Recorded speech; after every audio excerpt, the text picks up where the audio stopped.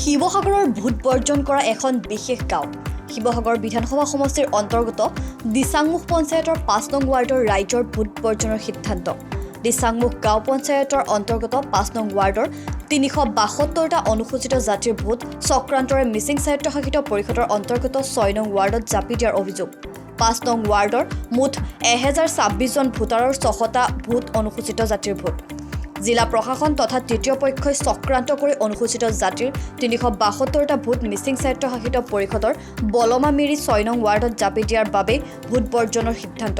সামগ্ৰিকভাৱে উন্নয়নৰ মুখ নেদেখা দিচাংমুখ অঞ্চলত পুনৰ এনে এক চৰকাৰী ষড়যন্ত্ৰত ক্ষোভিত হৈ পৰিছে ৰাইজ।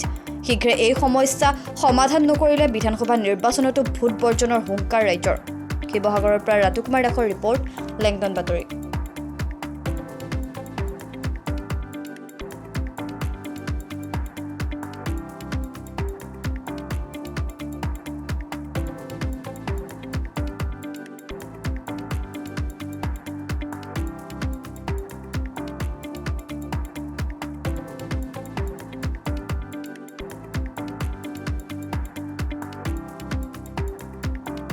আমাৰ যিটো ৩৭২টা ভোট, এইটো ষড়যন্ত্ৰ তৃতীয় পক্ষ কোনোবা জড়িত আছে।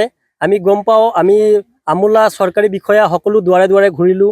কাৰণ তেওঁলোকক আমি জনাব বিচাৰিছিলোঁ যে আমাৰ গাঁওখনত এইটো এটা পৰিস্থিতি হৈছে। আমাৰ ৱাৰ্ডটো এটা সংৰক্ষিত ৱাৰ্ড আছিল, ৫ নং ৱাৰ্ড।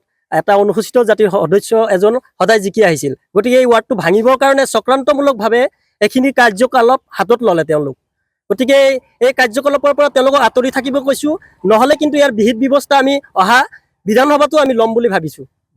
ভোট বৰ্জন কাৰ্যসূচী চলি থাকিব যেতিয়ালৈকে আমাৰ ভোটখিনি ঘূৰি নাহে। আজি অসম চৰকাৰে বা ৰাজ্য চৰকাৰে যি ডিলিমিটেশ্যনৰ সমষ্টি যিটো ডিলিমিটেশ্যনৰ বিভাজন কৰি আনিছে, তাত আমাৰ ক'বলগীয়া একো নাই।